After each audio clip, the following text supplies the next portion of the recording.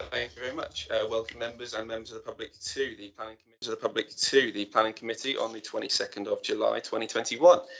My name is Councillor Toby Johnson. I will be chairing this meeting in absence of Councillor David Kelsey, who is the usual chairman.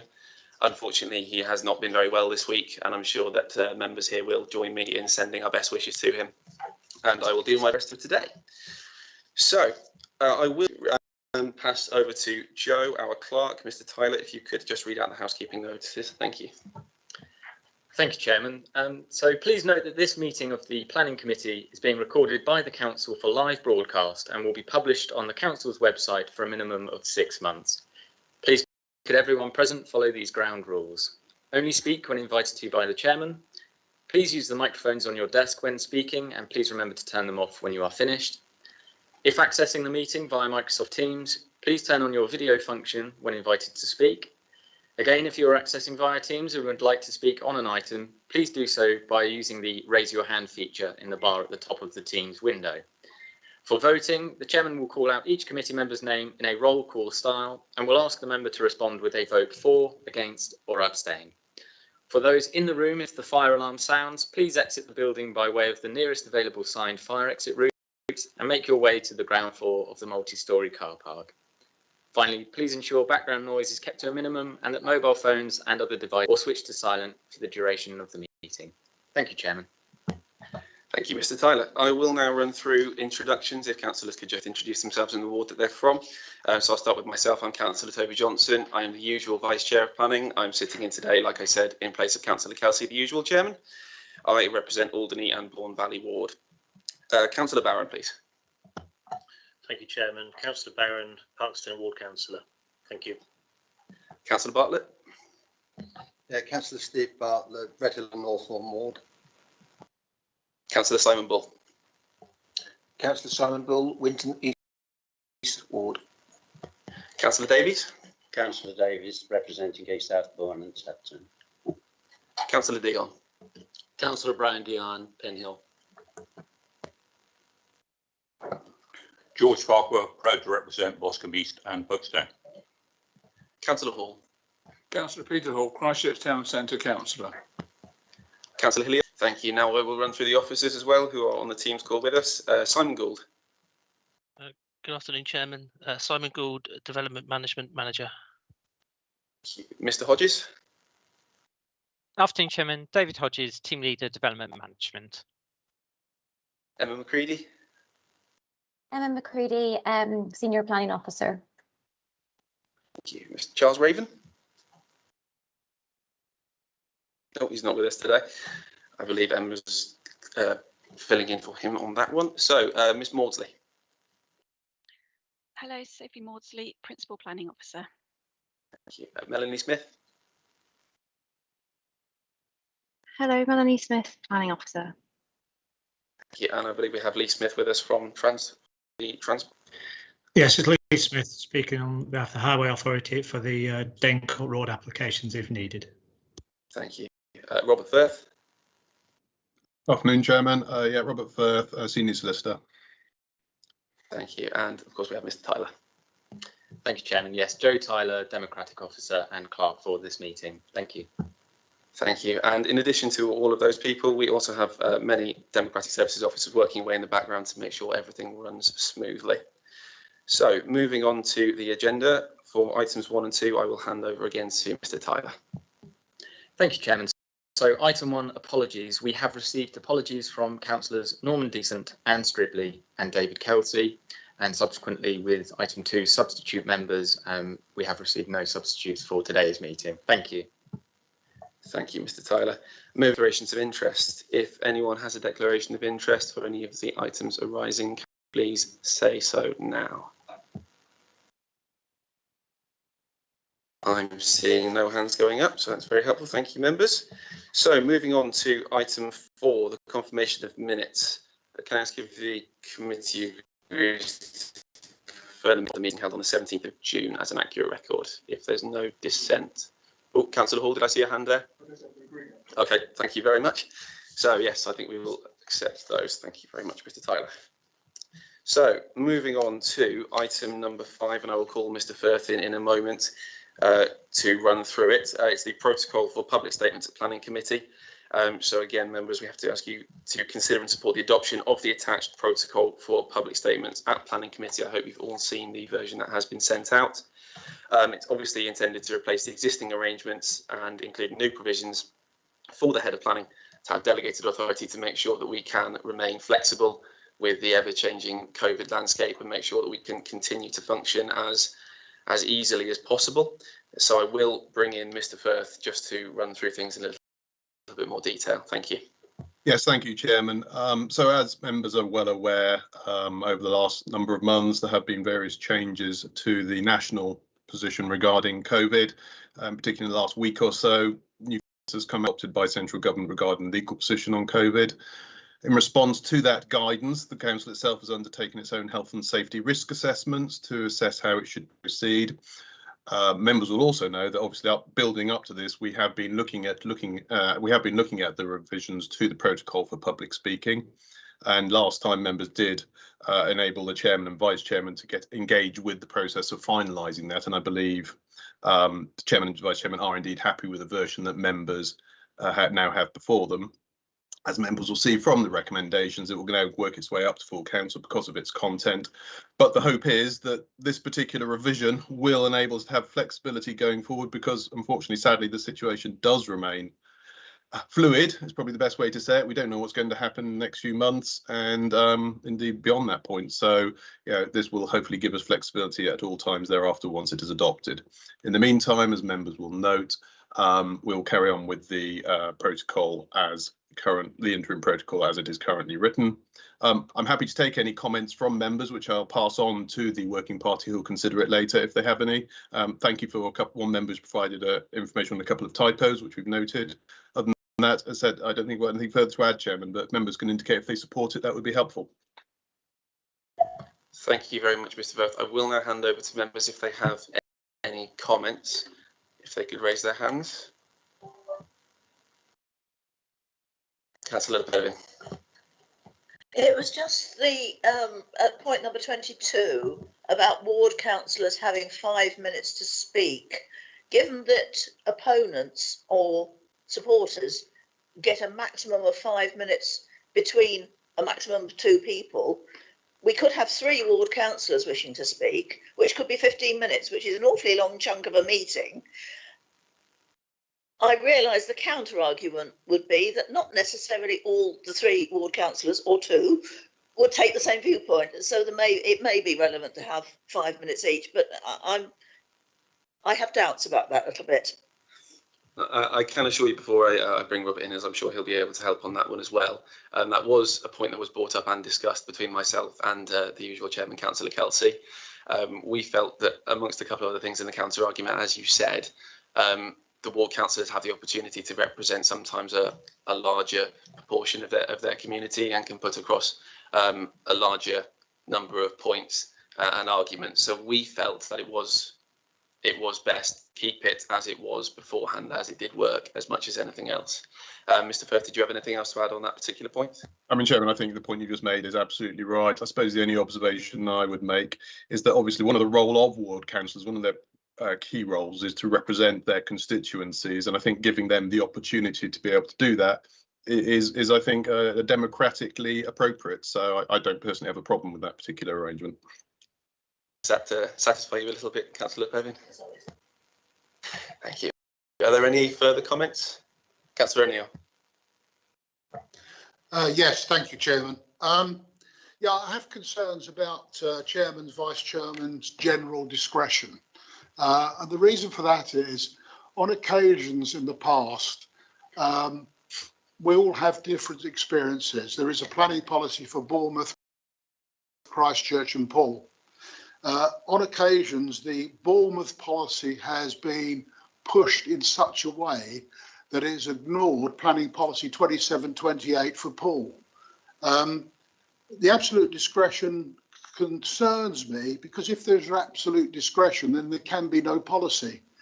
Can we have a clearer direction on what the chairman's general discretion and the vice chairman's general discretion means Otherwise, it is, I feel, dangerous in that it may be too open to interpretation. Thank you, Chairman. Thank you, Councillor. Just to make sure, this is only the policy for public speaking. So this is not in terms of the actual policy or planning. This is just to ensure that we can adopt whichever policy for public speaking is most relevant and most safe for a particular meeting. So it's just in case the regulations change and we have to move back into full virtual meetings, the chairman and vice chairman can ensure that we make that decision as early as possible. As far as I'm aware, unless Mr. Firth wants to come in and correct me on this, that it has no reaching into actual planning policy, only for public speaking. Thank you. Thank you, Chairman. Yeah, I think paragraph 7 is discretion, absolute discretion as to how this protocol should be applied. So it's concerned specifically with this protocol, not anything else. I think the other point I'd make, Chairman, is part of this is also designed to recognise the fact that for some particular items in advance of the agenda being published, particularly bigger items, the chairman will often consider whether or not perhaps he would want to extend the amount of time that people could speak, the number of speakers, and that's not uncommon. It's happened before on other situations. So it's more to cover the procedural aspects of this rather than anything else. That's what it's directed at. Thank you, Chairman. Yeah, no, I'm happy with that interpretation. My concern is if it should drift into other areas. The only other slight concern is that ideally the public need clarity upon their request to speak or or during their presentation. Thank you. Thank you, Councillor. I'll take your point. Is there any further comment? Okay, are members therefore happy to move forward with this? Thank you very much. Mr. Tyler, if you could note that, thank you. So just before we start moving on to item 7, I believe Mr. Gould just wants to come in with a couple of bits of information for us regarding the NPPF and an emergency item, which you will see at the end of our agendas today that was posted out on the addendum sheet. So if I'll bring in Mr. Gould, thank you. Yeah, thank you, Chairman. Good afternoon, members. I just want, before we launch into the main agenda and looking at the planning applications before you this afternoon, just wanted to take a few moments to update members that on Tuesday of this week, the central government issued a new version of the National Planning Policy Framework, the NPPF, and it is now a live document, so it is material in the determination of planning applications. As officers, we've spent the last couple of days sort of looking over the changes in the new NPPF. I think members can take comfort from the fact that it's not a radical overhaul of the NPPF. So a lot of the policies remain the same. And we've looked at each application that you will hear this afternoon and looked at those against the changes in the NPPF, and we're satisfied as officers that there's nothing in there that would have changed our assessment or changed our recommendation to planning committee. I won't go into the full-blown detail of the changes, but just in summary, the ones that seem to align themselves more to planning committee and the development management side of planning. There's an emphasis now on strengthening requirements on design quality, which is and the language that is now woven into the NPPF, which reflects the work that the government has also commissioned around the National Design Guide, and so what we start to see is a reflection of that language in the NPPF. But there's also more emphasis now on trees, and there's other revised policies on plan making, which is obviously not so much of a concern for planning committee. So I just wanted to bring that to members' attention. There's a number of paragraph numbers that have changed, so it's possible if we're going to start quoting certain paragraphs, we'll have to make sure that we're actually reflecting the new paragraph number, as it were. And finally, Chairman, just to draw members' attention to the addendum sheet, as you've already done so, and at the end towards the end of the meeting, I'd be grateful if members would allow us to have a discussion around 17 Hinton Road, which is an item that has been added to the addendum sheet. It relates to an application members in February of this year that was approved, and we just want to have a chat around extending the period for them to complete section 106. But if members are agreeable to that, we can come back to that in due course.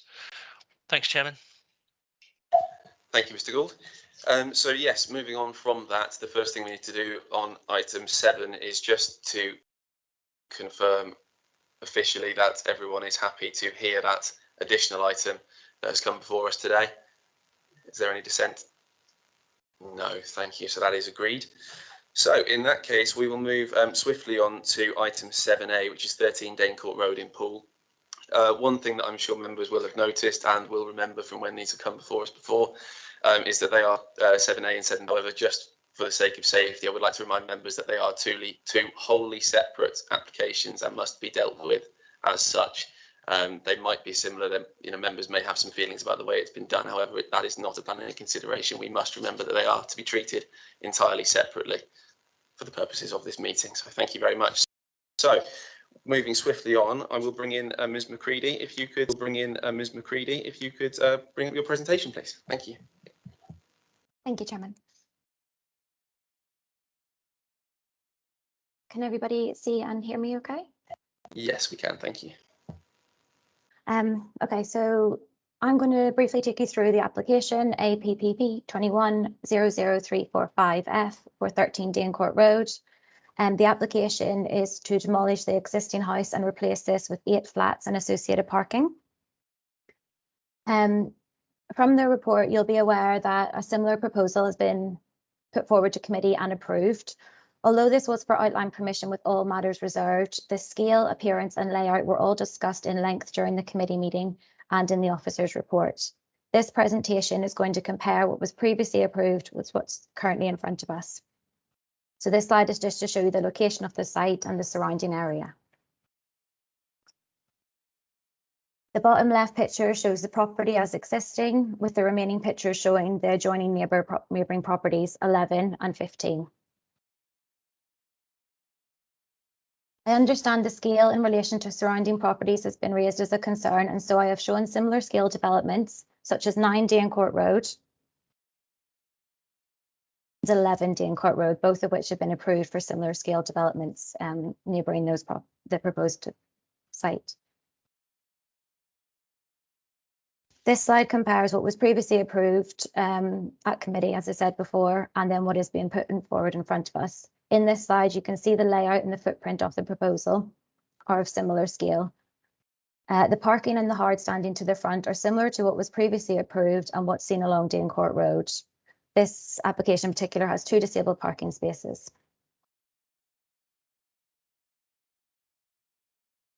This slide shows the difference of the footprint between what was previously approved and what's been put forward in front of us. The development has increased slightly by approximately 20 square metres and is slightly set back from what was previously put forward.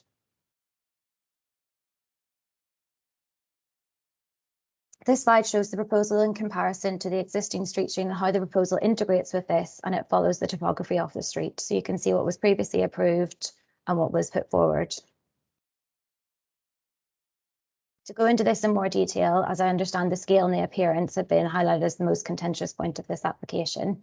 This slide shows the difference in appearance as you can see, it's a more modern contemporary design is put forward. As set out in the officer's report, this is not uncommon for this area and would be in keeping with the street scene and other developments along Dane Court Road. With regard to the scale, this is only increased by 0.4 metres, as you can see in this diagram. And as seen in the previous slide, it would not look out of place compared to the other properties along Dane Court Road. Lastly, the distance between the properties and neighbouring properties in addition to the relationship. Lastly, this slide shows the relationship between the proposed property and the existing properties. So I've added in this section here to show what currently 15 Dane Court Road looks like and the distances between those. As I said, the distance between them removes any concerns with regards to future occupiers' privacy or amenity and also neighbouring privacy and amenity. So to conclude, just to follow up what the Vice Chair said, I know that affordable housing was a concern of both objectors and Councillor Stribley. And just to follow up on that, yeah, it's 13 and 15 Danecourt Road are two separate applications. They're two separate sites and they do not depend on each other to come forward. Therefore, we are unable to put them together as an application as one whole, and separately they do not trigger the requirement for affordable housing. This is set out in paragraph 38 in the report if you need to read anything further on this. And that's me. I'm happy to take any questions. Thank you very much. I will now, though, pass over to Mr. Tyler to read out these statements from objectors and applicants. Thank you. Thank you, Chairman. So for this item, members, we've received no letters of objection and one letter of support, and that comes from Mr. Darrell Howells of Darrell Howells Planning Consultancy Limited, acting as agent. Mr. Howells' statement is as follows. This application site already benefits from outline planning permission to demolish the existing dwelling and erect a 3-storey block of 8 number flats. Rather than submitting a reserved matters application, the applicant chose to apply in full for a modified version of that approval, but retaining the essence of that scheme. The revised proposal will fully complement the established and evolving street scene by reason of offering a modern building of 2 storeys with rooms in the roof, as previously approved. But this building's exterior shall offer off-white render, light-facing brickwork, slate effect tiles, and grey PVC framed windows and doors. The cumulative effect will be appealing but consistent with other nearby modern dwellings. Unlike the ex-ante approval, all the flatted occupiers shall benefit from external amenity space, whether it be a ground floor terrace area or balconies above. A realisation since the pandemic began is the need to offer external space for residents, which at present is not adopted, is recognised as being of significant benefit and helps evolve the scheme to a good level of design. Separation between the ground floor terraces on the front of the building and the newly laid out car parking area will be increased opportunities for planters or climbers to soften the appearance of the frontage of the scheme and to provide better setting within the street scene. Landscaping to the frontage is maintained also to soften its appearance. This was a point previously highlighted by members as an important characteristic. The car parking area will retain the same number of car parking spaces as the ex-ante approval, but in accordance with the new car parking SPD, each space shall benefit from electrical charging points. Again, bicycle provision is offered, but now there shall be 2 bicycle spaces per flat to give a proper alternative to motorised powered vehicles. Overall, this scheme is a significant improvement over the originally approved scheme, which is still implementable subject to a reserved matters application. This revised scheme has not adverse impact to neighbouring amenities, yet will enhance the amenities of the intended occupiers so much more than the original scheme would do so if implemented. The scheme benefits from support from planning policies and along with added advantage of tilted balance towards sustainability of housing in this area, then the applicant requests that you support this application, please. Thank you, Chairman.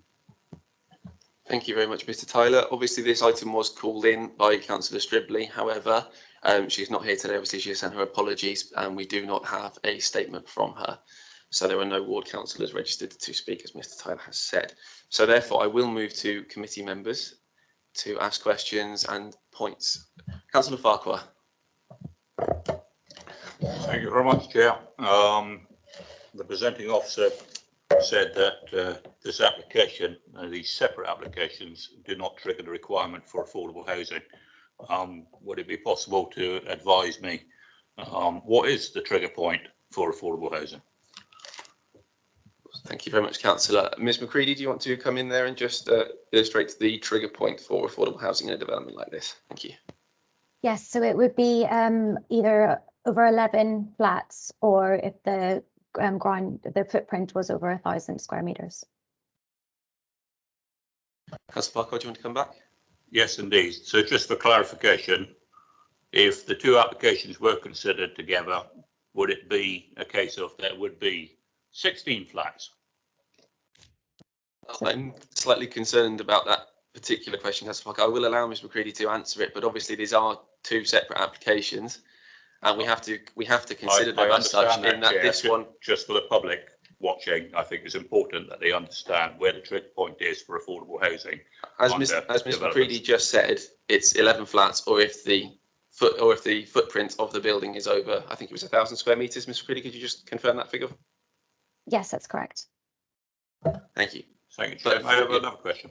Of course, Councillor Farquhar, but I must remind you just one final time that you must pretend, at least for the purposes of this first item, and again for the purposes of the second item, that the other one does not exist. They are completely standalone. If this one is approved, we are well within our rights to refuse 7B and vice versa. So I would just like us all to remember that when this comes forward. Thank you. Go ahead, Councillor Farquhar. I understand, Chair. Thank you very much. What effort, if any, was made towards persuading the applicant towards passive house standards and green and ecological features such as how it will be heated? Ms. McCready? The application that we put forward recommended for approval, there is going to be a condition on that which requires them to meet the 10% of the energy efficiency, and there's also going to be a biodiversity condition on that. Councillor Farquhar, are you satisfied? Thank you, Chair. Mr. Tyler?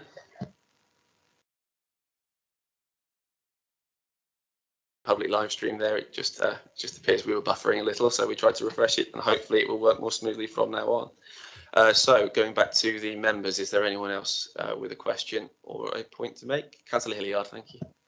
Thank you, Chair. As traffic was one of the issues of concern, the development is quite near the entrance to the Bournemouth and Poole College. So could the Transport Officer just confirm, I know going down there, it's all bayed parking on the roads and there are some traffic calming measures. Is that what gives you confidence that there's no traffic issues? Thank you.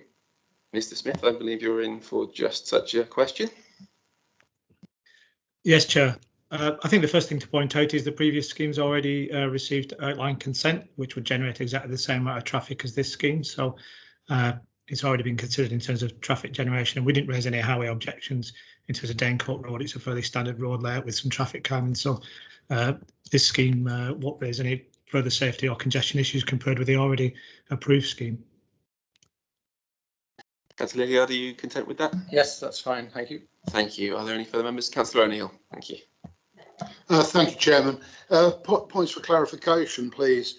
I understand that the development received approval in July 2020, and that approval was obtained following a series of amendments which included breaking up of the massing of the roof and a reduction in the height of the roof, and that was cited in the case officer's report. It does appear that the current applications are an attempt to regain the lost height and increase the overall mass of the building, making them far more dominant and in opposition really to the previous ruling.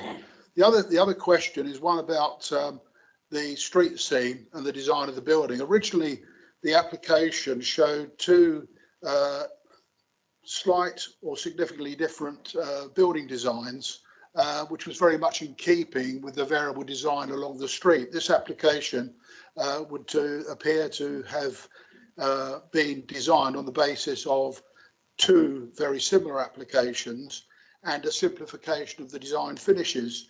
And one does have to wonder, is this because the changes against the application have somewhat eroded the margin available for these apartments? And is the massing a question of pushing up the price to compensate for that? Thank you. Ms. McCready, do you want to come back on that? Could I just clarify what the question was? Sorry. Councillor O'Neill, do you want to be? Sorry, I didn't catch that. No, do you just want to reword the question? Just the question at the end there. Yeah, the question is quite straightforward. The massing seems to have increased against the approval granted in July 2020, and the design seems to have moved on quite significantly and not necessarily to the betterment of the street scene. Is that so? Yes, so as I showed in one of my slides, the scale has increased by 0.4 metres than what was previously approved in 2019.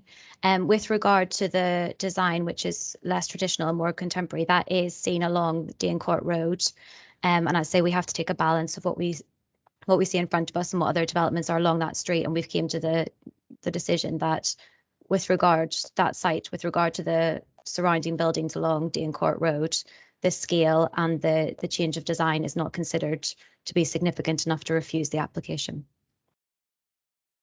Thank you, Mr. McCready. Councillor O'Neill, do you want to come back in on that? No, that's fine, thanks. I understood the comments made by the planning officer. Thank you. Okay, fantastic. I think just for clarity as well, although the massing is increased ever so slightly, it is set further back, I believe, to try and combat any fear of it becoming more dominant, given that the height is increasing slightly. Am I correct in that, Ms. McCready? It's just set back further from the road as well. Yes, that's correct. Thank you. Is there any further comments from councillors? Councillor Barron? Thank you, Chair. Yeah, this application's in my ward. I've had a few objections from residents. However, their objections are about the change of the road in the way of, you know, it going from, you know, big detached houses to flats. But there's already contemporary architecture in Dainport Road. There's already blocks of flats. It's close to 3 major bus routes. It's disappointing that there's no affordable, but we won't go into that. The biodiversity is covered by condition, and it's regrettable, but I don't see any material planning reasons to refuse. Thank you, Chair. Thank you, Councillor Barron. Councillor Le Pen. Thank you, Chair. Very much along the same lines as Councillor Barron. Actually, as a personal matter of taste, I actually like this design in the context better than the original one. When you go down, and particularly numbers 9 and 11, which are the adjacent properties, are of a very similar general design, the modern, lighter context. There are the slight changes, things like the electric charging points, bringing it in line with the new policies. I'm very disappointed, as ever, about the 10% reduction in energy use, because that's neither here nor there. I mean, that's the difference between a high consumption family unit and a low consumption, basically. But we are where we are, and until we get those sort of conditions tightened considerably in the new local plan, which I hope we will, we've got to live with it. So, as I say, given the previous approval, I actually prefer this. I think it's met some of the slight objections to the original one. So I would be happy to move acceptance. An official move, Councillor Le Pen, just for absolute clarity, that's an official move? Yes. Okay, fantastic. I will seek a seconder for that. Councillor Bartlett, have you done to speak anyway? So do you want to come in? Thank you. No, I'm delighted to move to support the move to grant in accordance with the officer's recommendations. Thank you. Fantastic, thank you. Before I go to the vote, is there anyone else wishing to speak on this one? No, in that case, I think I will add my support to the move from the chair. I think that it's an improvement on the previously approved scheme. The improvements to the parking at the front, the added disabled spaces, and the electronic charging points, I think are very nice touches to see. I don't think that the scale, the very slight increase, and I think what small damage that might do is easily offset by by it setting it slightly further back. So I will be supporting the move. So I will now run through all the councillors in order as a roll call to make to count up the vote. So starting with Councillor Barron. For. Thank you, Councillor Bartlett. For. Thank you, Councillor Bull. For. Councillor Davis. For. Councillor Dion. Against. Councillor Farquhar. Against, and I'd like my vote recorded for the minutes, please. Of course. Councillor Hall. For. Councillor Hilliard. For. Councillor Le Pen. For. Councillor McCormack. For. Councillor O'Neill. Against. Thank you, members. I will now just check the numbers with Mr. Tyler. Thank you, Chairman. I didn't record a vote for yourself. Yes, thank you very much. Yes, no, I am also for. That's lovely, thank you. So thank you, members. The total number of votes for the motion was 9 and the total number of votes against was 3. So that motion has been carried, Chairman. Thank you. Thank you very much, Mr. Tyler. So that motion is carried and the application is granted as set out in the report. So moving on to item 7B, which is 15 Dane Court Road, and we will hand back to Ms. McCready. Thank you. Sorry, just give me a second. I'm going to get this up. Of course, no rush.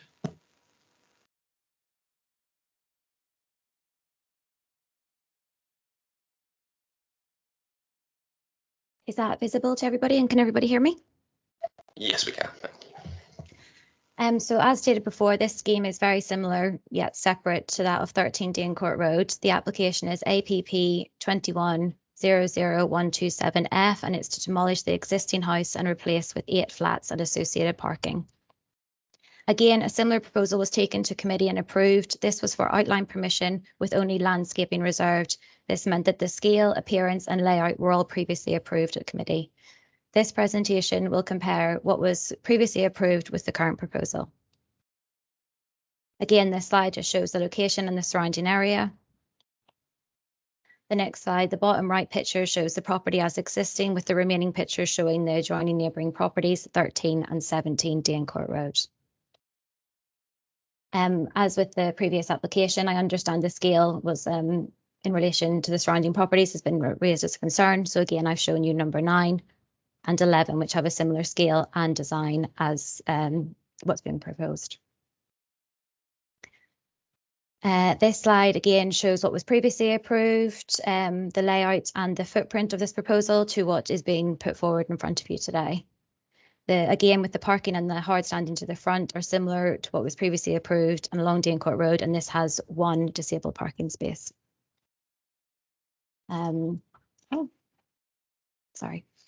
This slide shows the difference in the footprint between the 2 developments, and this is again increased slightly by approximately 20 square metres and slightly set back from the front of the site. This again shows the proposal what was previously approved, the design, how that sat in relation to the street scene, and again we've got what's been put forward in front of us and how this sits in relation to the street scene along Dane Court Road. As previously shown, the scale and appearance have been highlighted as the most contentious. This slide shows the difference in the appearance, and this is a more modern contemporary design which is proposed for the application. As set out in my officer's report, this is not uncommon for the area and would be in keeping with the street scene and other developments along Dane Court Road. With regard to the scale, similar to the previous application, this is only increased by 0.4 metres and as seen in the previous slide would not look out of place compared to the other properties along Dane Court Road due to the setback. As with before, this diagram shows the proposed with the existing properties of either side, and due to the distances between these and the layouts of those, neighbouring amenity and the amenity of the future occupiers is not considered to be detrimental. And again, lastly, I just want to say what I previously said before, that these applications are, although similar, are separate to one another, and therefore we have to assess them as 2 separate applications as they are not dependent on one another to come forward. Thank you. Thank you very much, Ms. McCready. I will now hand over to Mr. Tyler. Thank you, Chairman. So members, similarly to the last application, we have received no statements in objection and 1 statement in support, again from Mr. Darrell Howes of Darrell Howes Planning Consultancy Limited. Members, the statement is identical to the previous one. I would seek your views as to whether you'd like to hear it again or not. What I would say is there is 1 paragraph that has been added. So if members are happy, I will read out that paragraph which relates to trees on the site. Thank you, committee. From the chair, I will say I'm happy with just the extra paragraph. I think everyone is. So yes, Mr. Tyler, if you could just read out that paragraph. Thank you very much, Mr. Chairman and committee members. So the added paragraph reads as follows. This revised development has taken full account of the trees which have been recently protected by an order. The scheme is supported by a qualified arboricultural consultant's report and confirms no material impact shall occur during the development phase of this development or as residents enjoy the amenity space and the flatted accommodation itself. Thank you, members and Chairman. That's the end of the statement. Thank you, Mr. Tyler. Mr. Bartlett. Yeah, thank you, Chair. I'd like to move to grant in accordance with the officer's recommendation. Thank you. Thank you very much, Councillor Bartlett. Councillor Farquhar just leapt in there before you there. Councillor Perrin. Yes, Councillor Farquhar, go ahead. Thank you. I think we can all see from the plans that even though these applications are separate, they are a mirror image of one another, even down to the layout of the bedrooms and the facilities and amenities within the flats themselves. My question is this: why is there only one disabled space offered for this particular location? And my second question is, I asked previously as regards if any methods have been made to actually meet green or ecological standards. I wasn't informed of how these flats plan to be heated. Thank you, Councillor Farquhar. Actually, you've shot my fox there with regards to the only one disabled parking bay. I would just like some clarity on that, Ms. McCready. But if you could come back in with regards to how these properties are intended to be heated. Thank you.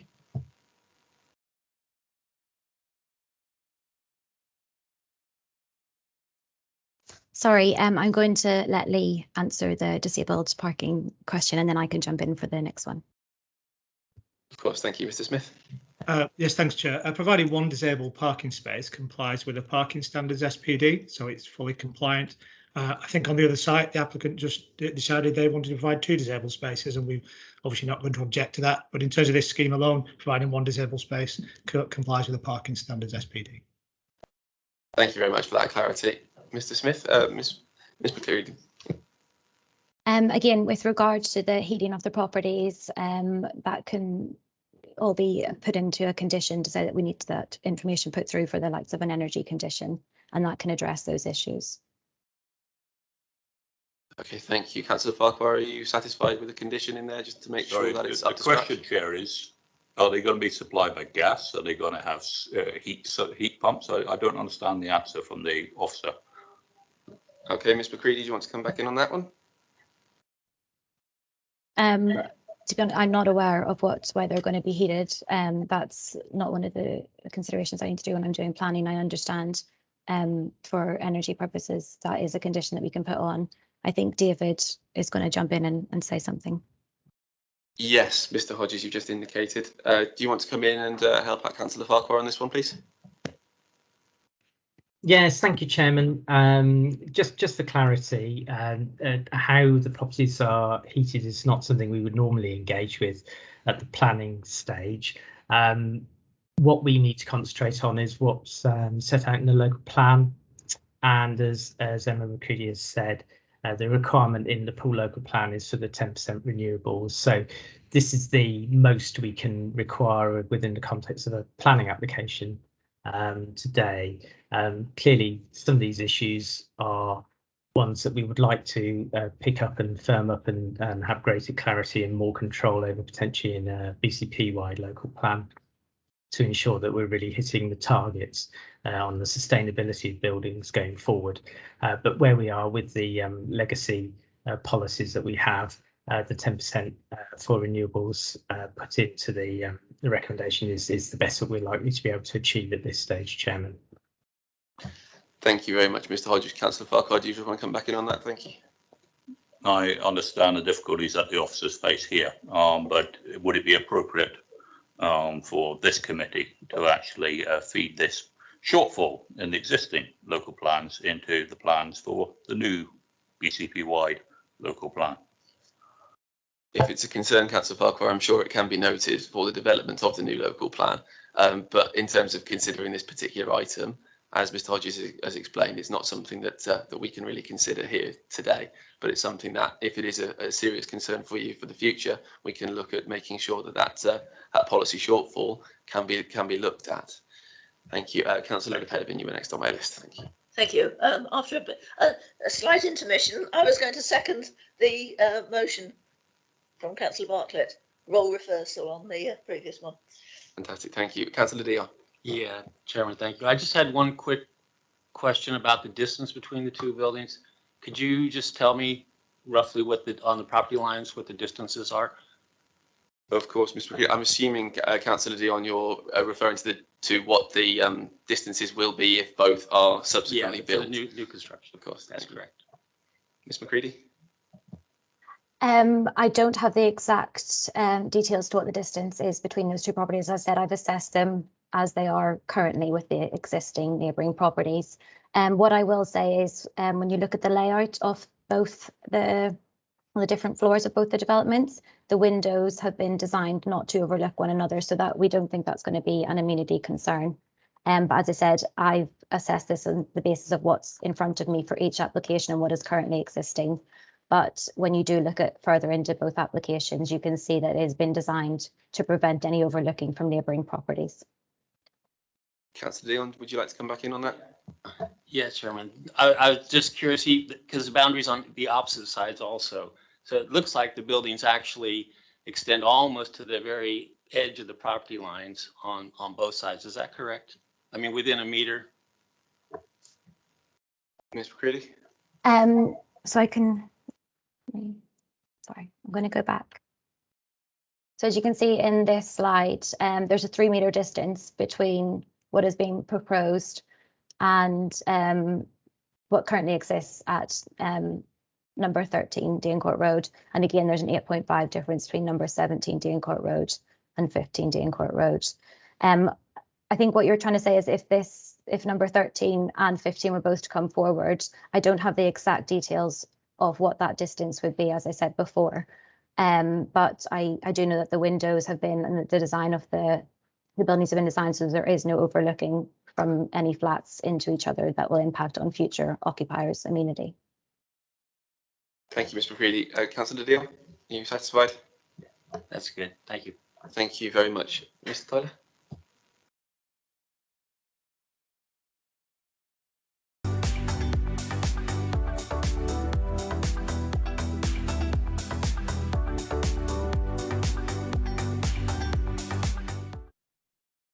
Thank you very much, and again apologies to members of the public who are watching the live stream. We are just having some technical issues we hope are now fixed. We will dive back in unless someone is correcting me.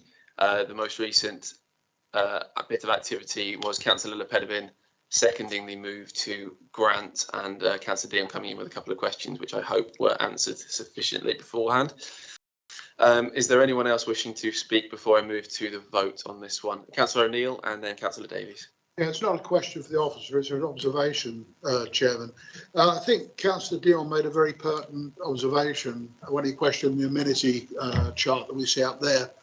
To compare the distance between a proposal and an existing building in the knowledge that there's a mass building going to be built alongside and not knowing the distance between the two is, I think, wrong. I think this chart compares apples with pears.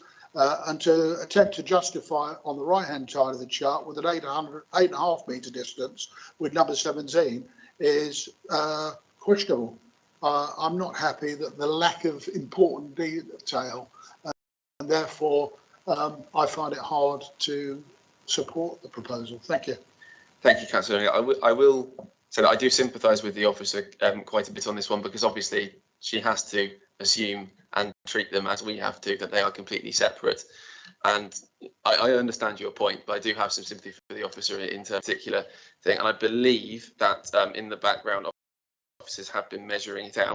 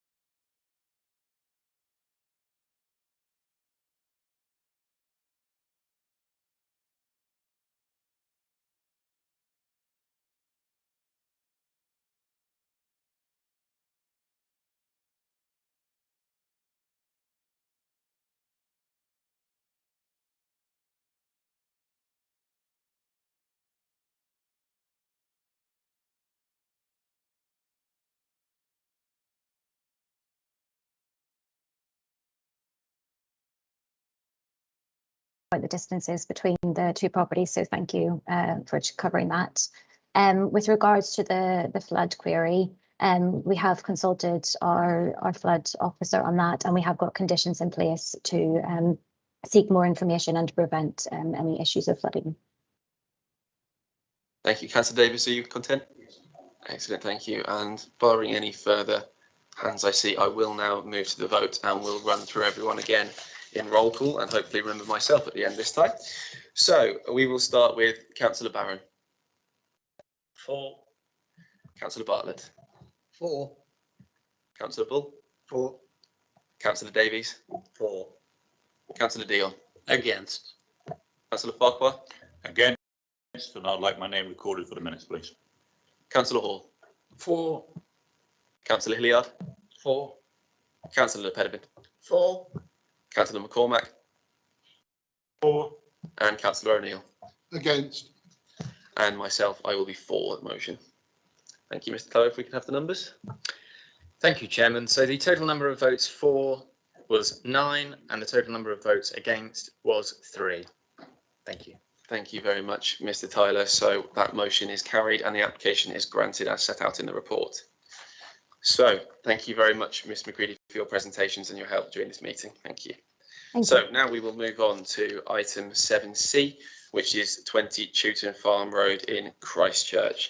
And I will give Ms. Maudsley time to just get the presentation up on the screen. Thank you, Ms. Maudsley.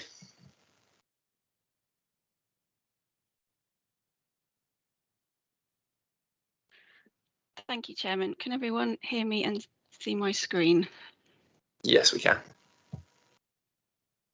Okay. So this is a Section 73 application to vary the approved plans under 8/200752, which was an outline application and approved at committee in February.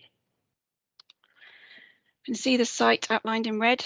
This is a good sized site which is currently occupied by a large detached characterful chalet bungalow, and Chewton Farm Road is characterised by individual properties set in large plots within a sylvan setting. Here we just have a couple of photographs. This is the existing bungalow to be demolished and the adjacent property to the northeast, number 22. Okay, moving on to the site plan. So this application seeks changes to the footprint of the building with an increase in depth by 2 metres and 2.3 metres and an increase in width at the rear by 2.6 metres on each side. And you can see on the plan, the purple line outlines the approved footprint. It is fully appreciated these changes do increase the mass and bulk of the building, and it was a balanced decision as to whether the site and locality, given the spacious character of the area, could accommodate this development. However, it was concluded that adequate separation distances are being maintained and the increased depth and width would not be highly visible from Chewton Farm Road. It's considered the spaciousness and special character of the area is maintained in accordance with policies H9, H12 and HE2. Moving on to the proposed elevations, again you can see the purple dotted outline is what was approved. The front elevation remains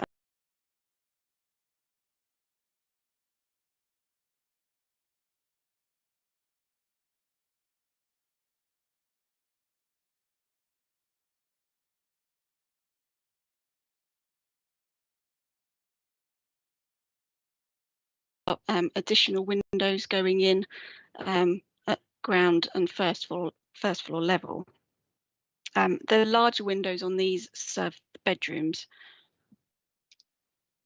Again, comparing the front and the rears, again, the front, there are no changes.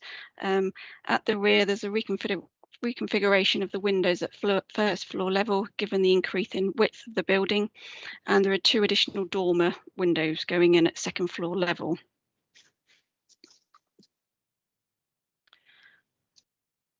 This scheme does bring built form closer to number 16, which you can see at the bottom of the slide to the southwest, and the side bedrooms will look towards the front of the adjacent site. However, as set out in the report, given the angles and the main living areas still facing the front and rear, the relationship is considered to be acceptable.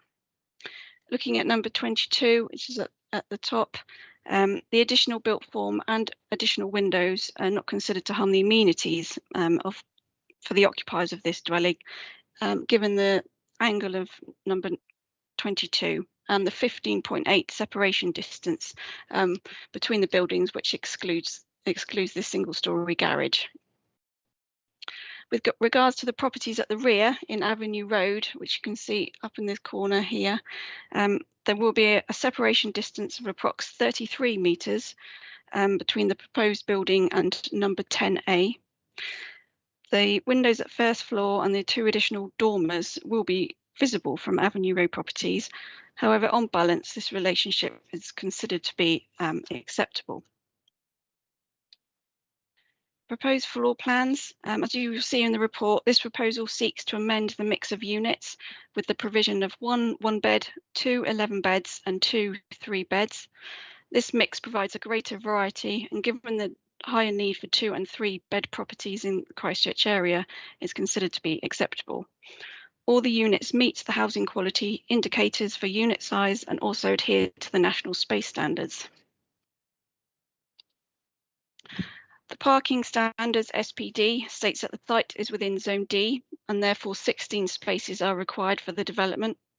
This proposal has a total of 20 spaces with 3 surface visitor spaces and 17 basement spaces. This is an over provision on the site. However, given the nature of Chewton Farm Road and the visitor parking aiding servicing and delivery, this provision is acceptable. Currently, there's no proposed allocated disabled parking shown on the plans, but the SPD states that 1 space should be available for adaptation in the future if required. And the visitor parking, which you can see at the front where my cursor is, could be adapted for this purpose, especially given the over provision of parking on the site. And 30 cycle parking spaces are also being provided, mainly within the basement, and then a couple near the main entrance to the building. With regards to the basement parking, this has been revised since the approved scheme due to its enlargement and with an additional space, removal of the internal staircase and increased cycle parking. Many of the representations refer to the inadequacy of the ramp and the basement layout. However, BCP Highways have assessed the scheme and considers it meets the SPD in terms of ramp specifications, column widths, and parking space dimensions. This is the street scene. As I've mentioned previously, there's no change to the front elevation and the view from Chewton Farm Road. It's just showing the elevations of the bin store to the front of the site. Showing some plans in context. So looking towards number 22 from the rear garden and looking towards the boundary with number 22 from the first floor of the existing house. It's the rear elevation and the side elevation of number 20 and the side elevation of number 16. You'll note there's no openings on this side, but they do have a kind of glazed screen for balcony at the rear. And just some street scenes showing the relationship between, this is number 16 at the top, and then at the bottom, this is number 22. I just wanted to clarify the tree preservation orders on the site. There are 3 oaks on the boundaries of the site towards the front. 2 fir trees have been felled within the rear garden of number 22 earlier this year. But it should be noted that these were not covered by a tree preservation order, so the council did not have control over the felling of these 2 trees. This plan shows the 3 TPO oak trees to be retained, along with T2 in this corner here, which is a sycamore, under a number of small trees and shrubs, and T3G will also be retained and protected during construction. The 4 landscape details will be dealt with at the reserve matter stage, and like the previous approval, condition 9 secures 2 semi-mature trees within the site to mitigate the loss of T9 and the category C trees. Overall, the application is considered to accord with the development plan as a whole and the updated NPPF 2021. There is a greater emphasis on beautiful design in section 12. However, my recommendation would not change in light of the new NPPF. As recognised in the report, the scheme is pushing at the limits of what can be achieved on the site.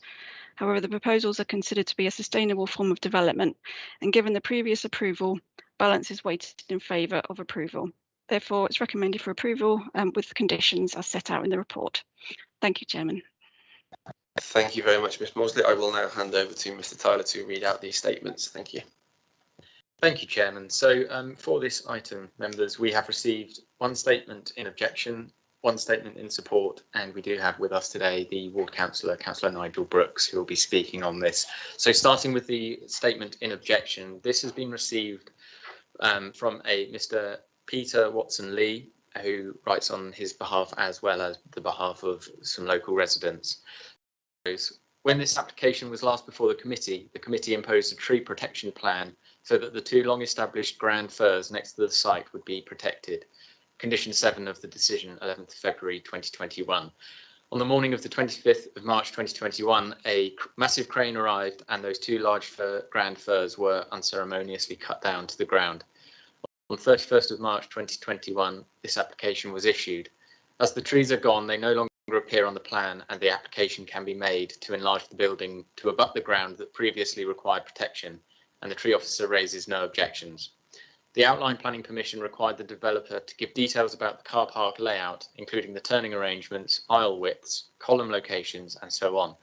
Evidence indicated that the car park is unworkable and the BCP Highways admitted it had not carried out any calculations, so reserved matter 3 was imposed. No swept path analysis has been produced to show the car park is workable. All we have is a not to scale drawing with no measurements shown and with a cartoon of a vehicle of unknown size using one of the spaces. This application is only in respect of condition 2, so why has reserved matter 3 been removed? The building is now going to be 460% larger than the existing property. The earlier application succeeded because it was said it had careful design, setting the rear portion of the building in from the site boundary to maintain space around the plot and give a subservient appearance. All the design, and rather than there being ample room around the building, more building is crammed onto the plot. The developer could easily create 3-bedroom flats by altering the internal structure and reducing the overall number of flats. It does not require an expansion of the building. This expansion has many adverse impacts. It increases the density, increases plot coverage, increases the number of windows overlooking neighbours by 8, expands the rear balconies, moves the staircases from the car park and ventilation equipment right next to the neighbours' boundaries, and removes any design benefit there was. The committee will recall this development is in the centre of the small 100-year-old Chewton Farm estate, which all previous councils have considered worthy of protection under policy H9. You are quite entitled to exercise and refuse the application on the basis that under the tilted balance, the adverse impacts of this development significantly and demonstrably outweigh the very limited benefits of enlarging a few flats by way of expansion rather than internal design. Please don't let the developer continue to run rings around us all and stand up for the residents. That's the end of the statement in objection, members, and the statement in support comes from a Mr. Ethan Brighton of Fort, who is acting as agent for this item. The statement is as follows. In December 2020, this committee granted the outline application to demolish the existing dwelling and erect a block of 14 apartments with underground parking. Application 820-0752/OUT. This application seeks to improve the current consent and is tailored to meet the identified needs of the area and is ultimately being supported by the case officer. I would like to highlight the key improvements of the application. 1. Improved unit mix. This application proposes some 3-bedroom dwellings not seen in previous applications. According to the latest strategic housing market assessment information, there is a requirement for more 3-bedroom properties in Christchurch. Improved living space. This application seeks to deliver more generously proportioned apartments with larger internal floor areas. The majority of apartments now include ensuite bathrooms and utility areas, features which contribute to a higher quality of living environment. 3. Increased parking provision. The basement car park in this scheme can accommodate 17 vehicles compared to 14 vehicles in the outline consent, presenting an improved parking provision of the objections raised by neighbours. 4. No impact on street scene. Crucially, the aforementioned benefits can be delivered without impacting on the consented street scene, as indicated by the blue outline shown on the front front elevation. This application therefore makes a more efficient use of the land as directed by local and national planning policy. In summary, I would like to ask committee members to consider these points and support this application in line with the case officer's recommendations. And that is the end of the statement in support, Chairman. I'll pass back to you to invite the ward councillor in. Thank you. Thank you very much. Councillor Brooke, you have 5 minutes and you can begin when you wish. Could the case officer please put up at the relevant time the drawings which I'm going to refer to in the run-through, principally the one here, which I'll have to illustrate the overlay of the previous application to show how it's extended, and also when I come to it, the basement plan. That would be appreciated. Thank you. My statement is as follows. It's not surprising this conditional application following the outline application has over 50 objections from Warkford Parish Council as consultees. This further application is totally opportunistic in a way to add value to the development by building an even larger block of flats, which is totally at odds with the semi-rural location opposite and the protected greenbelt land. The local plan issues and options consultation coming before next week's cabinet includes areas of urban intensification across the conurbation. On page 47, this location of Chewton Farm Road is not included as an area for change of character, albeit a large swathe of part of Highcliffe to the south and west is identified. My objections on the following grounds in relation to the building and basement car park as follows. In relation to the plan that you have in front of you, I don't know whether you can actually see the outline of the previous application, and perhaps if the planning officer can actually indicate it on the plan that they have in front of them.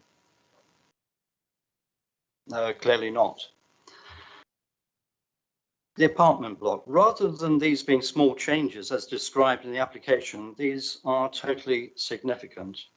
Plan 9297/201, which I think is the one on the right, compared to the outline planning consent, this increases the scale, bulk, mass and cramming.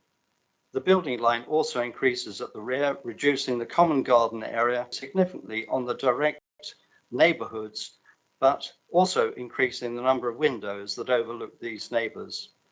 In the application, the floor area is increased from a gross internal area of 1,690 to 1,973 square metres, an increase of 17% at 283 square metres, and that's equivalent to over 3,000 square feet. There's an increase of at least 8 windows on the side elevations that directly overlook adjoining properties, an increase of 27 to 29 bedrooms, as the case officer has mentioned. The existing building due to be demolished is 426 square metres. This submission is for 1,973 square metres. This is 21,237 square feet gross internal area, representing a building over 4.5 times in its floor space. It has been mentioned policies HE2 and H9, which remain current, seek to protect the character of this area. The latter, specifically the Chewton Farm estate. The revised plans are for a larger monolithic building like no other in this area.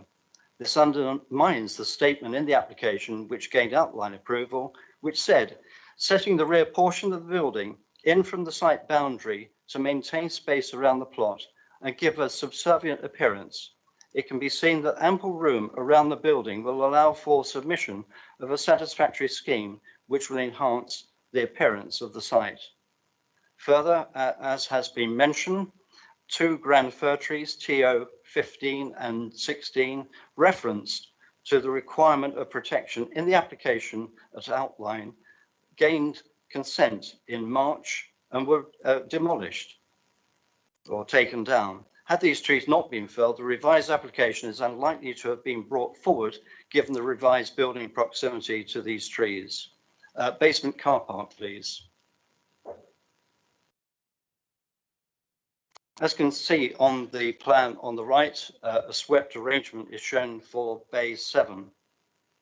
is virtually unworkable as shown. There is no swept analysis of how spaces will be accessed and egress other than bays 7. Bays 3, 4, 5, 6, 10 and 11 and others with column restrictions will be inaccessible unless of course you have a micro car. Reserved matter condition 3 is not being addressed as part of this application. The basement car park drawing submitted with this application should therefore be disregarded, and reserved matters condition 3 should be retained and still needs addressing. For these reasons, members, I object to this proposal, and accordingly I would respectfully ask you to refuse the planning consent, which is certainly detrimental to this special part of Highcliffe and Walkford. Thank you, Chair. Thank you, Councillor Brooks. You timed your submission very well. I will just bring Ms. Morsley back in just to come back on any of the points that have been made in the submissions. Thank you. Thank you, Chairman. Yes, I'd just like to clarify that the basement parking plan is at a scale of 1 to 100, and therefore we are able to scale off it. So we use that to make the assessment of the plan that you can see in front of you. Thank you. Thank you very much. I will now open the floor. Councillor Hall. Thank you, Mr. Chairman. First of all, I'd like to ask the officer a question. On the report, it says that it's reserved matters. Could you explain what reserved matters are? Because both at Dorset County Council and Christchurch Council, reserved matters meant that you could change the thing for 106 agreement materials, but on the scale that was never allowed under reserved matters. Could the officer please explain why that can happen now, please? Thank you. Thank you, Councillor Hall. Ms. Morsley. Thank you, Chair. Yeah, just to clarify, this is not a reserved matters application. This is a Section 73 application to vary the approved plans under the previous outline application, which is minor amendments to an approved plan. So they are applying to change those approved plans in terms of the depth and the width and the changes to the design. So we are able to deal with this application as is set out. Thank you. Councillor Hall, do you want to come back in? Yes, I may come back, please, Mr. Chairman. Even called it minor when you've got a 17% increase, it's still a large extra on that small site. And also, it's against our policies. But when it came to planning before, we pointed out quite clearly that H9 was the Chewton Farm area. That shouldn't be changed. And Christchurch is going to change when you let buildings like this change from residential and quality residential dwellings into blocks of flats. But it's also against our policy HE2 and HE12. On HE12, it makes it very clear, Mr. Chairman, that that the development should be appropriate in character, scale, design, and material to the immediate locality. In this case, it clearly isn't. Also, under H12, the residential amenities of future occupiers of dwellings are not adversely affected. But in this case, I'm sorry, Mr. Chairman, they are affected, and it would have a great effect on the residents of that road.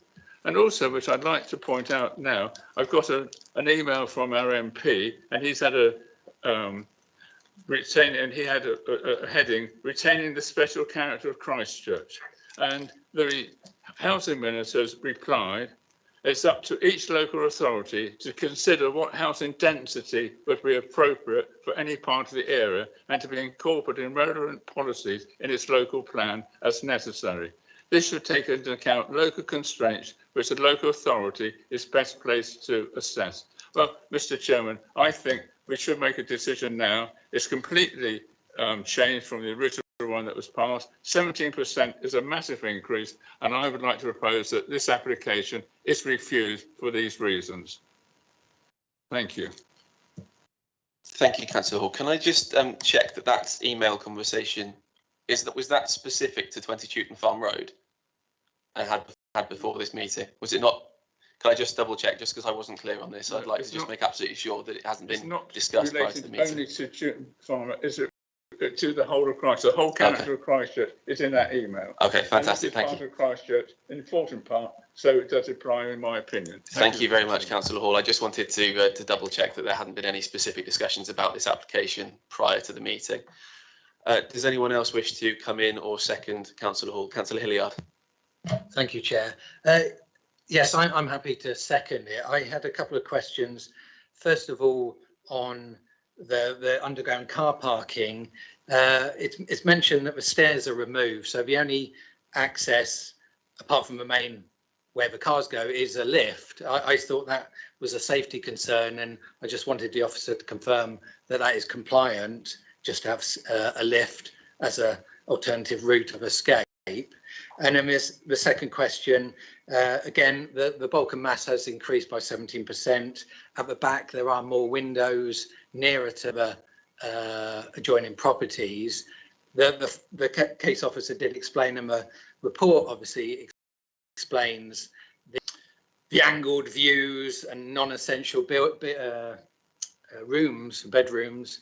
But could you again just confirm that what she based a decision on? Because we thought that the previous application was pushing the boundaries.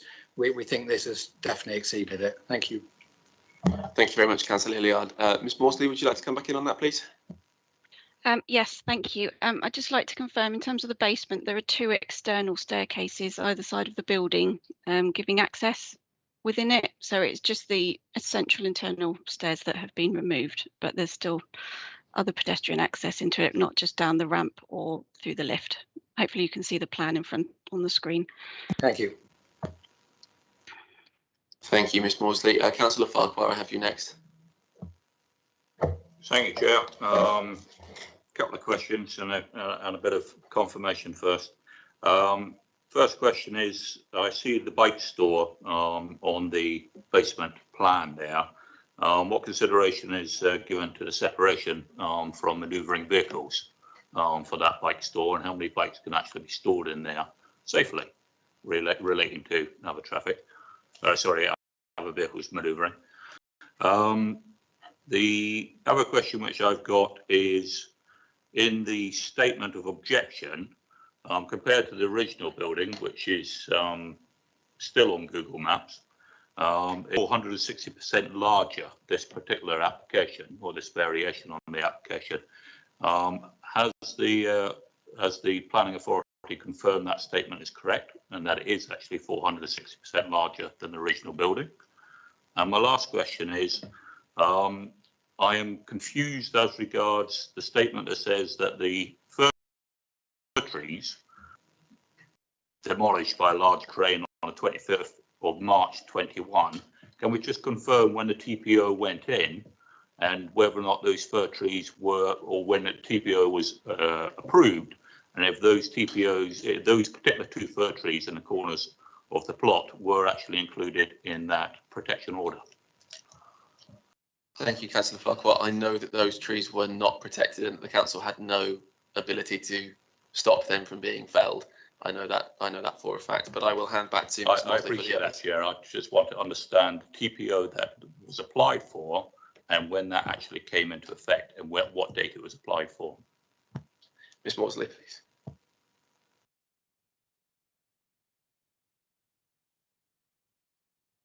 Sorry, bear with me. Yeah, they're definitely not covered by the tree preservation order. The TPO was made in 2020. I don't have an exact date for you, I'm afraid, but it was last year, and I've got confirmation from our tree officer that those 2 trees, I think, were looked at, but were not considered worthy of the TPO. So we did not have control over them being felled.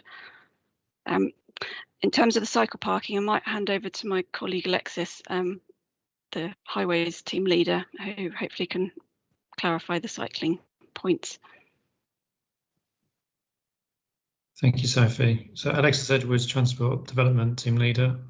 There is 28 spaces in the basement car park and 2 just in front of the front entrance or at the ground level. Thank you for clarification there. Thank you, Chair. My question actually was what provision was for the separation and the safety of people for storing their cycles from manoeuvring vehicles. My other question, which hasn't been answered, is has a check been done whether or not 460% larger this application than the original building that stood on the plot, if that's correct?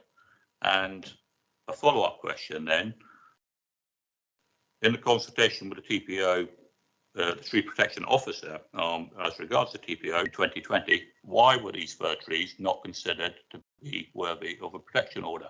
We have to remember that this was during COVID, and I'd like to understand why it is that other trees on the site were considered, but these ones weren't. Do we have access to that tree protection officer's report?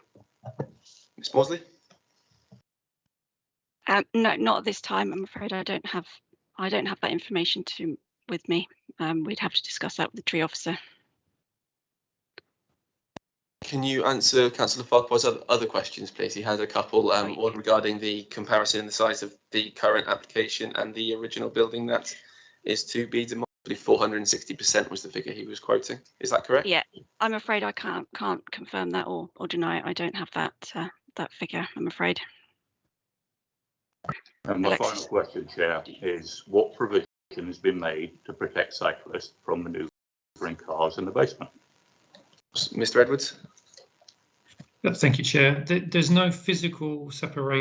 There's no fence or there's no wall between the cycle parking and the parking spaces. They are offset by their relative position to the parking space, and so it just relies on good neighbourly courtesy not to reverse into someone's bicycle. Given this is a block of flats, it'd be fairly evident if someone did run over one of the other residents' flats who that person would be, and I imagine dealt with through the management company. Thank you, Mr. Edwards. Councillor Farquhar, do you have anything further to add? I appreciate the officer's reply, but I don't think that it is acceptable for a cyclist to be put at risk without a physical barrier to a manoeuvring vehicle. On an open road, you have a curb, you have a raised curb. There's no indication here that there is any physical protection, which the officer's confirmed, and that's useful. And I appreciate the reply, but I don't agree that any provision has been made for the safety of cyclists from manoeuvring vehicles.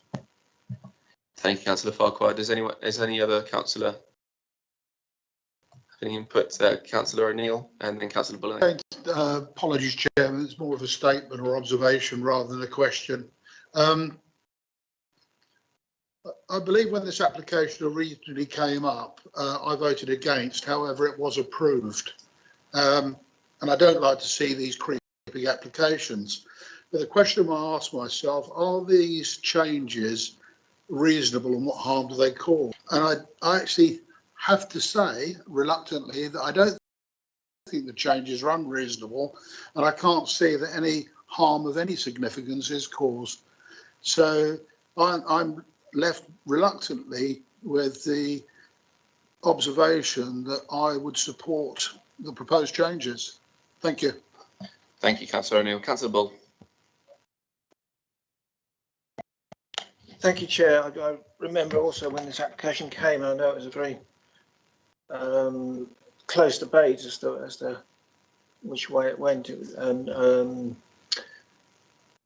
looking at this, is a very great shame that 2 trees have been killed, but obviously we couldn't stop that, we couldn't prevent that, and that has now happened.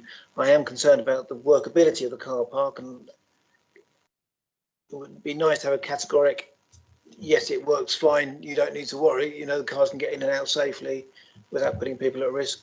And a further point on the car parking is the provision of charging points, or the ability to put in charging points should they be required in the future would be useful to know. I know the initial application, it was a close run thing, as I say, and this current application I doubt would have got through at that time, but we're not there now, we're here now. So yeah, thank you. Thank you, Councillor Bull. Councillor Bartlett. Thank you, Chair. I agree with Councillor O'Neill, exactly the points that he's made. a lot of the objections that have been raised are relative to the original application, particularly in terms of the area and the character and all the rest of it. Those arguments have been made and actually failed, and the application was granted. So what we're looking at essentially are the changes that have been made, and as Councillor O'Neill has said, are those reasonable, and the ones that have been made, what harm are they actually creating?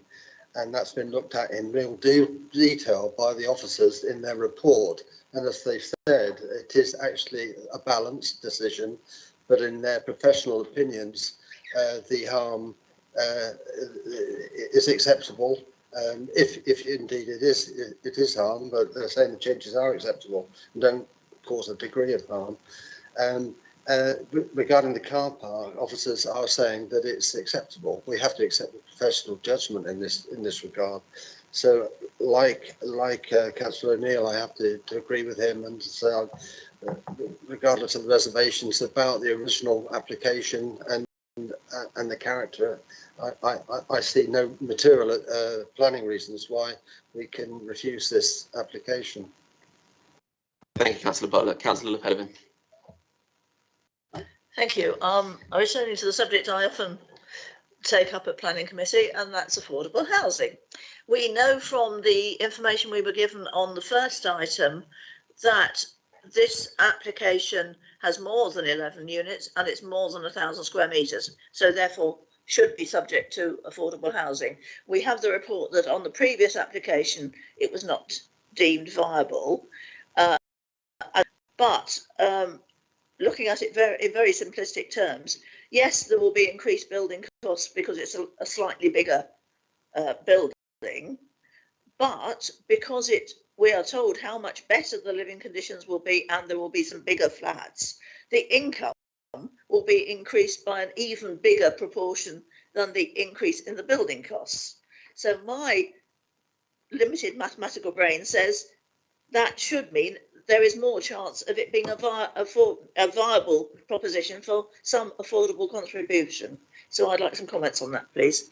Of course, I will bring Ms Maudsley in a second. My equally limited mathematical brain, however, does worry that if, as you say, the income will be larger, you'd assume, based on the larger sizes of the flats. However, any benefit from that may be taken away by the reduction in rent to make some of them affordable housing. So that's my mathematical input on it, but I'm sure Ms Maudsley can assist us on that. Thank you, Chair. Yeah, I mean, I don't have specific figures or the viability report in front of me, but obviously it's a bigger building, so build cost, the basement is bigger. So the information that was submitted to us that it was still not viable and there would still be a deficit to the developer. I appreciate it's very frustrating that we're not able to secure any affordable housing, but the developer has the right to seek viability issues. So unfortunately, we were still not able to secure any. Thank you. Thank you, Ms Maudsley. Councillor Le Pelevin, do you want to come back on that? Well, I'm very disappointed. I take the point, but I have on previous occasions made the point that we very rarely, if ever, get an application that produces any affordable housing, except the ones that are normally BCP produced applications that are often 100% affordable. I appreciate they probably wouldn't want to make one of these flats an affordable unit, but they could make a monetary contribution, and I would have hoped that they would feel that it was possible and their civic duty, frankly. No, I do take your point, and I myself find it equally frustrating that every time we do have one of these viability assessments on some of the larger private developments, they do seem to return that it is unviable. But unfortunately, it is what it is when it comes to those financial reports, and we have to tread very lightly if we are going to go against them, because they are professionals. However, with no further speakers having indicated, we do have Councillor Bull, sorry, I didn't see you there. Go ahead. Sorry, Chair, I didn't get an answer on the car parking, whether it was categorically safe and whether the possibility of including electric charging is either there or can be in future. And Councillor Le Pelevin's question obviously shows that the viability formula is a waste of time. Absolutely. Whether it's something that I don't know whether that's something that we would have any clout in the new local plan, or whether that's a nationally established. It's certainly something that we will have to look at, and I'm sure we can raise absolutely, because like yourself, I'm very frustrated at these the way these go. So firstly, just to go back to Mr. Edwards and Miss Morsley in regards to just clarification for Councillor Bull that the car park has been deemed absolutely safe and workable by the transport officer. Mr. Edwards, if you could come back on that, please. Thank you, Chair. Well, I would say that no environment is 100% safe ever, but safety in highway terms is relative, really, in terms of a continuum. In this case here, I would say the arrangement is as safe as you would expect for where you have a small number of vehicles mixing with pedestrians and potentially cyclists. It will be clearly lit through the layout of the car park, and that drivers will be using low speeds when entering and exiting the spaces, as well as using the ramp. The overall number of movements are likely to be low, so the probability of conflict arising between pedestrians and motor vehicles, or motor vehicles and cyclists, is likely to be low, but I can't say 100% that any possibility will never happen. Of course, thank you, Mr. Edwards. Councillor Bull, are you satisfied with that response? Yes.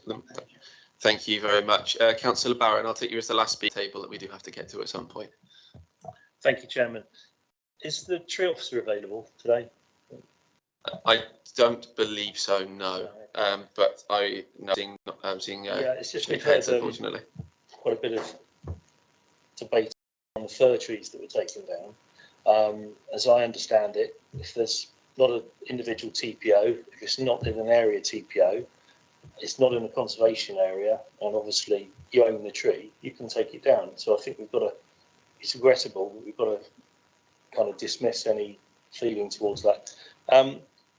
I actually don't think it's unattractive in the street scene. I know that might not be a popular view in the room, but I honestly don't think if it's built, if you were to drive along the road, you wouldn't revolve your head thinking, what's that eyesore? I actually think it's quite sympathetic to the area, actually. So I'll be supporting this. Thank you. Not the move. Yeah. Thank you, Councillor Barron. I will just bring in Ms Morsley one more time as she has her hand up in the meeting. Thank you. Thank you, Chair. I just wanted to suggest Councillor Ball raised electric charging points, and that is something that we can condition. So if members did wish to approve the scheme, we can add that as a condition.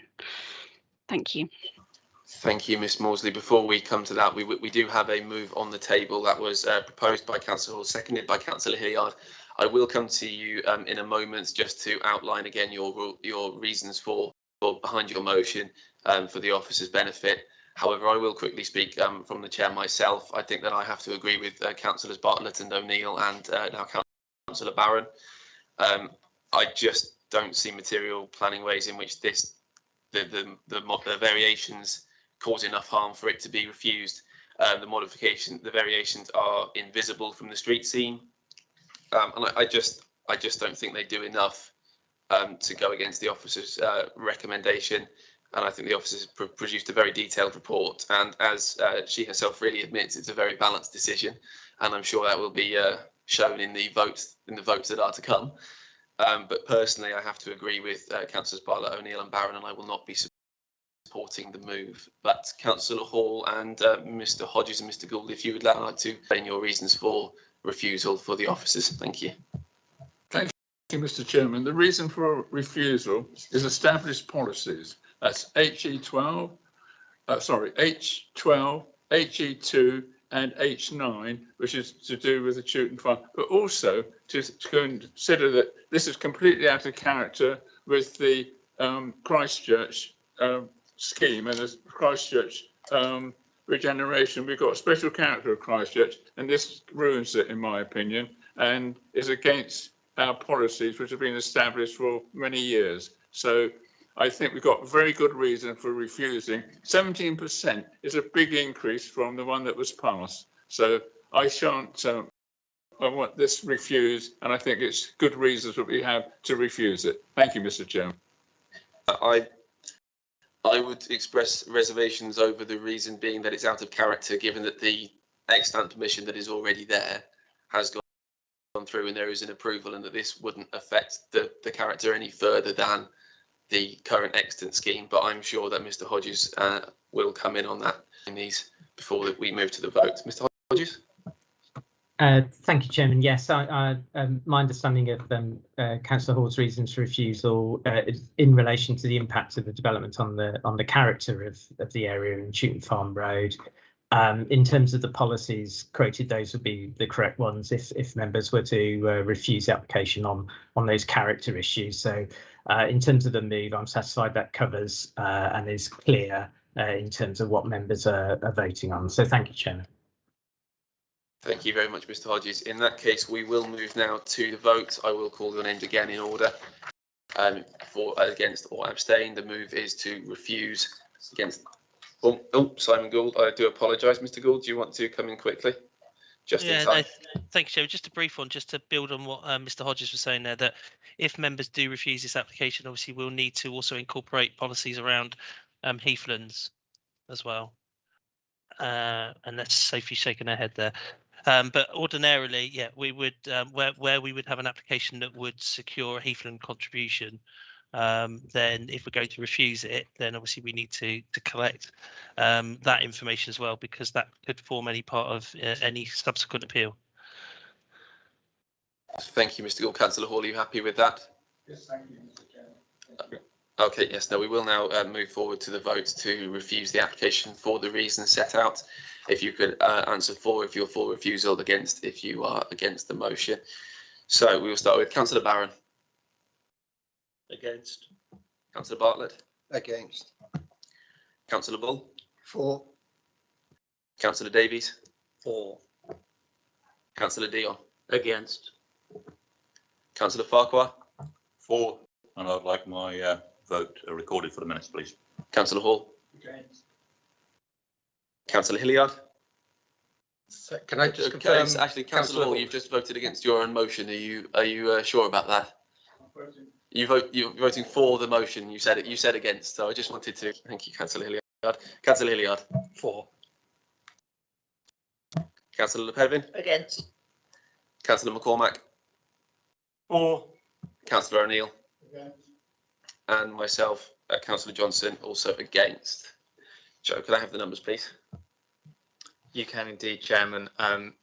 The total number of votes for was 6 and the total number of votes against was 6. So there is a parity of votes, and therefore it would fall upon yourself to give the casting vote as Chairman. Thank you, Mr. Tyler. For means of continuity and consistency, I will retain my vote against the motion. So that motion has fallen. Now return back to the floor for any motions. Councillor O'Neill. I'm happy to confirm acceptance or seek acceptance of the application on the basis that it is reasonable, but also noting the mentioned condition about electric charging. Thank you. Absolutely, I will happily second that one from the chair. I think I've just beaten Councillor Bartlett to it. Just actually moving forward, there has been some discussion behind the scenes as well that I would like to bring forward. That is has been said that we could look at getting some bollards in between the cycle storage and the parking. It's something that negotiated going forward. I would just like to confirm that with Ms Morsley or Mr Hodges, either way, because I'd like that to be part of a motion to grant. If Councillor O'Neill is also happy with that, I think it can't hurt to add something in there that will make it even better than it already is, in my opinion. Are we happy with that, officers? Thank you. I'm happy to add a barrier, and then we can condition the type and where they go, if Mr Edwards is happy with that as well. Yes, I'm happy with that. Fantastic, thank you very much. So again, now I will move to the vote. Again, remember this time we are voting. If you are voting for, you are voting for the approval of the motion. Against, obviously against. So I'll run through the names again. Councillor Barron. For. Councillor Bartlett. For. Councillor Bull. Against. Councillor Davies. Against. Councillor Dion. For. Councillor Farquhar. Against, and I'd like my name recorded in the minutes, please. Councillor Hall. Against. Councillor Hilliard. Against. Councillor Le Pedevin. For. Councillor McCormack. Against. Councillor O'Neill. And myself also for. Joe, can we have the numbers, please? Yes, thank you, Chairman. So again, the total number of votes for was 6. The total number of votes against is 6. So it's down to you for the casting vote, Chair. Thank you, Mr. Tyler, and my vote will be for. So that motion is carried and the application is granted with the additional conditions as set out in the debate there. So moving on to the last item on the original agenda before we move on to the emergency one. So this is item 7D. It's 1 and 6 Herne Court, and I will hand over to Melanie Smith to take us through this one. Thank you. Thank you, Chairman. Can I just double check that you can all hear me and see me? We can hear you and see you, yes. Thank you.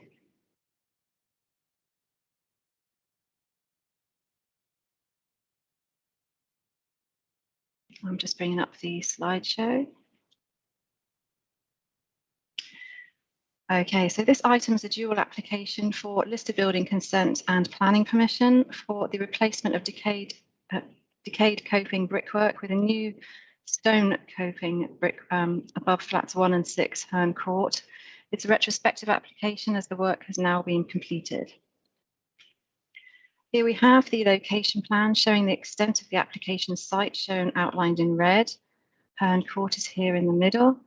We have a site access to the south and another to the north. There's a small modern development of cottages to the northwest and also a stable block here as well, which is grade 2 listed. Here we have a picture showing of the front elevation of Herne Court and an aerial photograph showing Herne Court within substantial landscape grounds. And here's Herne Court in the middle. That's a grade 2 star listed building, and therefore alterations which affect its special architectural or historic interest requires listed building consent. As the building is in use as flats, the work also requires planning permission. This slide shows the coping locations shown by these red arrows here and in this inset area here. The coping is sited at 1st and 2nd floor level on the southern side of the building. And as you can see in these two pictures, the rendering on the historic coping was cracked and spalled, leading to water ingress and hence the need for replacement and repairs. This slide shows the historic and the new coping sections. On the left, we have the historic coping sections, which has 2 different styles. So on the 3 gables on the southern elevation at 2nd floor level, we had this more decorative style of coping, and elsewhere it was of this more flat design. The construction was a moulded brickwork, which was rendered to give a stone-like appearance. The new coping sections are here. As you can see, they have a flatter profile and they are constructed of reconstituted stone for longevity. And here's a couple of pictures at the bottom of the new stonework in place. As you can see at the moment, it looks quite new, but that will weather with time to blend in with the building. And here we have some recent pictures showing the coping in situ, and it runs along these 3 gables along the back here, and at 2nd floor level here and 1st floor level. And then it just runs along this roof parapet alongside here. As stated within the committee report, the coping works were carried out following the completion of other extensive repairs to the building while scaffolding was still in situ, and that was following detailed discussions with the council's conservation officer, who fully supports the proposals. Previous works were approved under delegated powers, but as Mrs. Cox is now named as the applicant, these applications have been referred to committee for determination. Whilst the changes have led to the loss of some historic fabric, it's considered the extent of loss is relatively minor, and the coping was already deteriorating. The new coping is considered to be of an appropriate material and design, which will help to ensure the ongoing use of the building as flat, and which is considered to be the optimum use for the building. The public benefits are therefore considered to outweigh any harm. It's not considered that there's any harm to residential amenity as a result of the works. Both applications are therefore recommended for approval as set out within the committee report. Thank you, Chairman. Thank you very much, Ms. Smith. Now I will hand over to Mr. Tyler to read out the statements. Thank you. Thank you, Chairman. So for this item, we have only received one statement, and that is in support of the application. The statement's from Mr. Ryan Barnett on behalf of Herne Court Management Company Limited follows. On behalf of Herne Court Management Company Limited, I write in support of the above application as their agent. During the maintenance and repair works, the overall approach has been to repair and preserve the existing building and structure for future generations of custodians of the building, consisting of 8 leasehold apartments. As the repair works unfolded, many shortcomings were uncovered, associated with both the original construction techniques, but also the previous 1990s redevelopment and conversion. Many larger historic defects were found to have been covered up, requiring urgent intervention in addition to the planned works. Large areas of proposed repair work were postponed, and a focus was placed on resolving these unexpected issues. The coping stones were found on close inspection to have been patched several times with inappropriate materials in some areas. The extent of decay meant that repairs were required urgently to prevent the water ingress to the structure and deterioration of the new repair work being undertaken below. The repair budget was under severe strain, and this necessitated repair during the current phase of works, whilst access was in situ.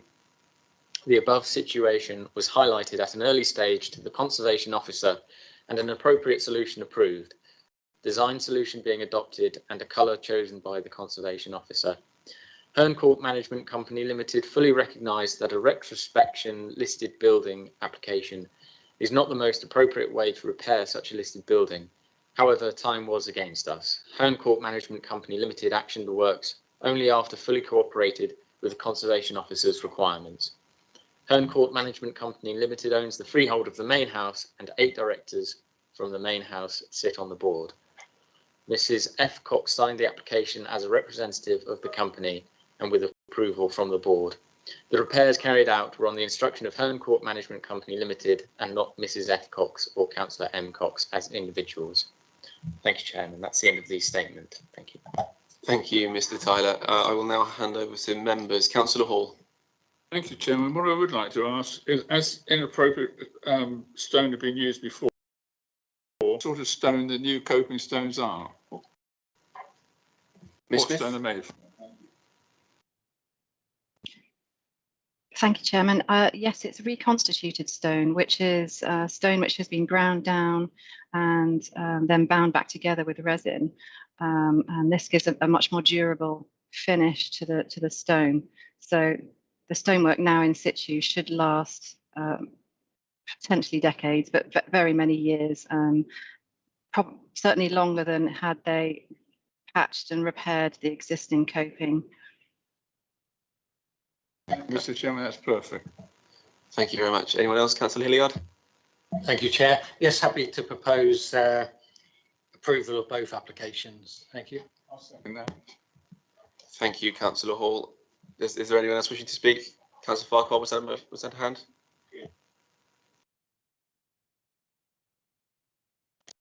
Yeah, if you wish, Councillor Farquhar, sure, certainly. In that case, I will move directly to the voters. I don't see any other hands. We will take it all as one block. So, running down the list, Councillor Barron. For. Councillor Bartlett. For. Councillor Bull. For. Councillor Davies. For. Councillor Dion. For. Councillor Farquhar. For. Councillor Hall. For. Councillor Hilliard. For. Councillor Lepedevin. For. Councillor McCormack. For. Councillor O'Neill. For. And myself, Councillor Johnson, also for. So that move is carried and the application is granted. Councillor Farquhar, you wish to come in?